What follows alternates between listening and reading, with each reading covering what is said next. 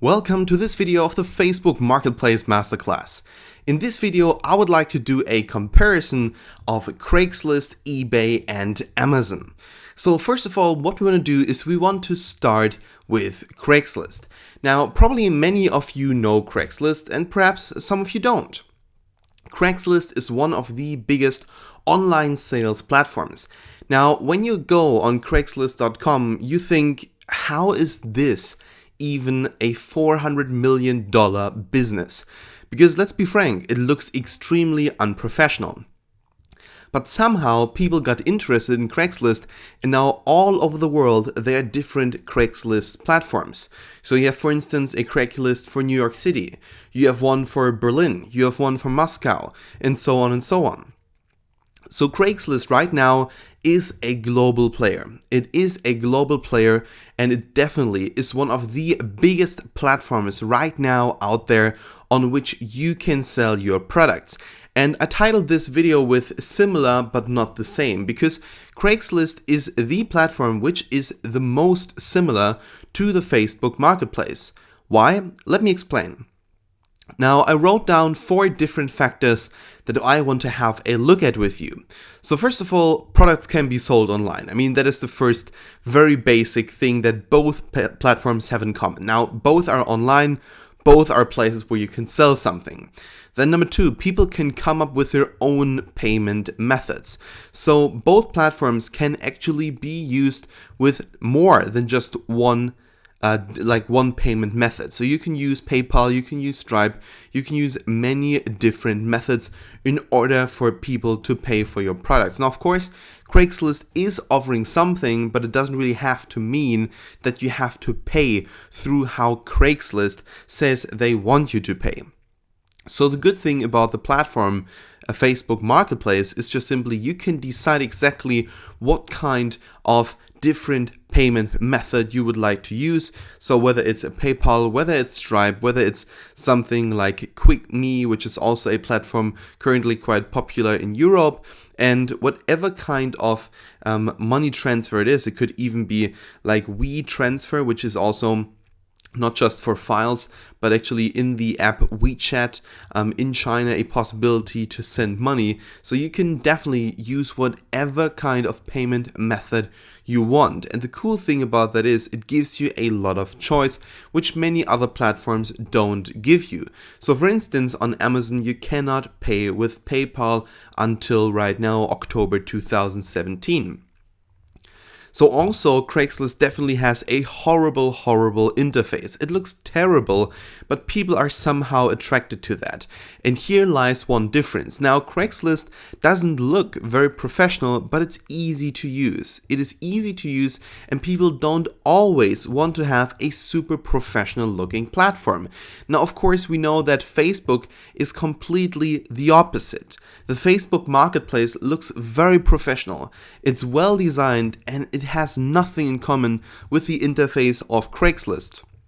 But as we can see right here, there is a difference, but this still is not the most important difference, because people seem to do both. They seem to like incredibly well-designed platforms, but also platforms which are horrible, which have a horrible interface, but a great usability, and it's also very easy for people to find what they are looking for.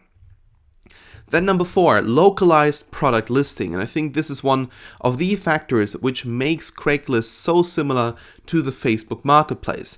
You can, in a very defined, let's say, in a very defined way, localize the products which you're selling. So for instance, when you use the Craigslist for Berlin, then you're only looking for people inside Berlin who would like to purchase a product.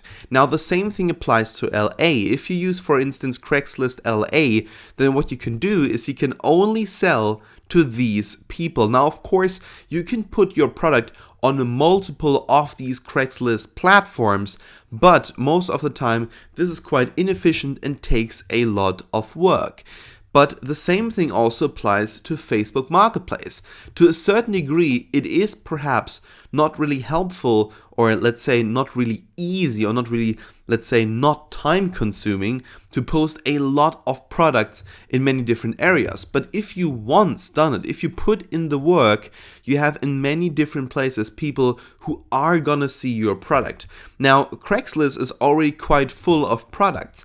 When you look at the Facebook Marketplace, what you're going to see is that most of the time, Facebook Marketplace doesn't have a lot of products. Whether it's in London, whether it's in Berlin, whether it's many other European cities, there's almost no competition yet. In the US, there are currently around 16 million products. And in the entirety of the other world, there are only 2 million products on the Facebook Marketplace as of right now. And again, we have to understand that all of these products are listed locally. So on a local basis, people can see what kind of products are being offered.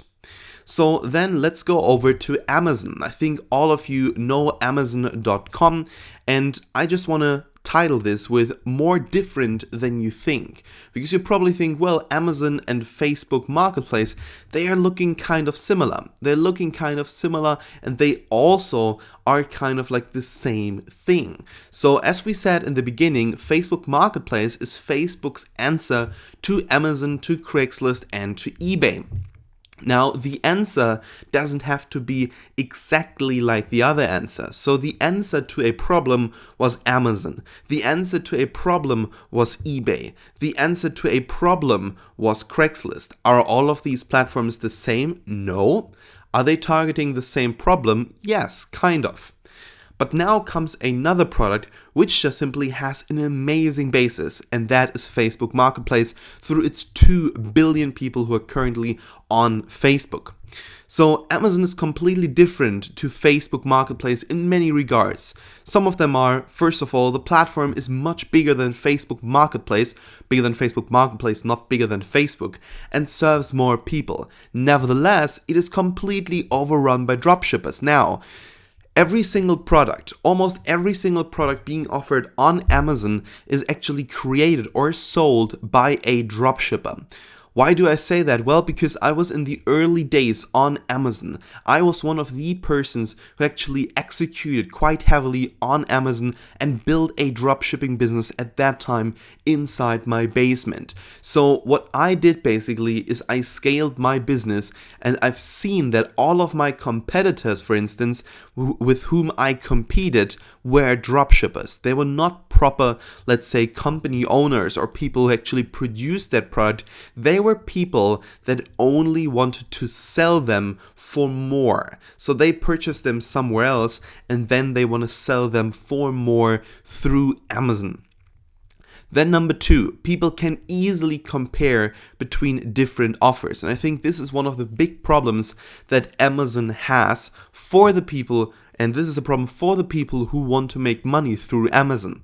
Now, for instance, on the Facebook Marketplace, there is not too much competition yet, and also it is difficult for people to actually compare products, because what you can of course look for is a certain product, but often people will go by categories. So they will look for auto parts, and they see all of these auto parts.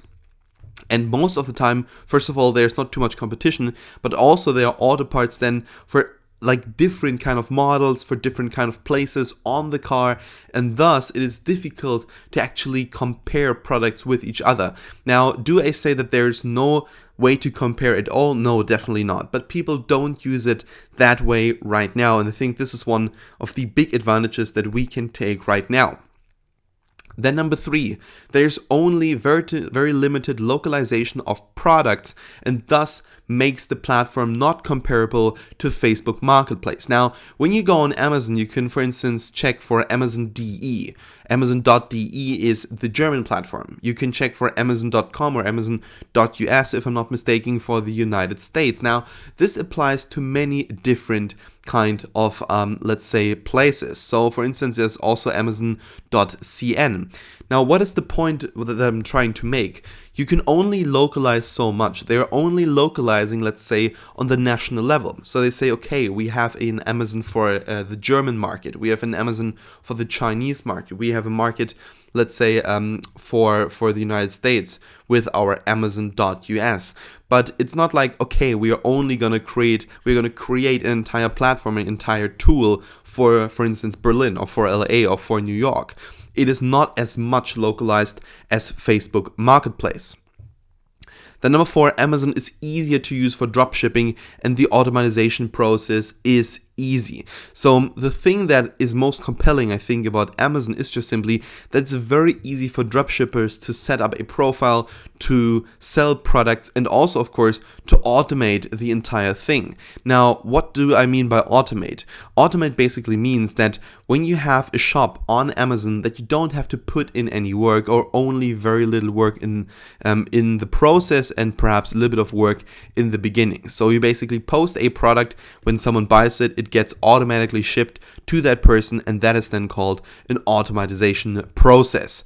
So I think Amazon could rather be a supplier for us and not really a platform that we want to build a dropshipping business on right now. I think the biggest opportunity in dropshipping right now is rather on Facebook Marketplace. But that is my own humble opinion. You can have, of course, a different opinion.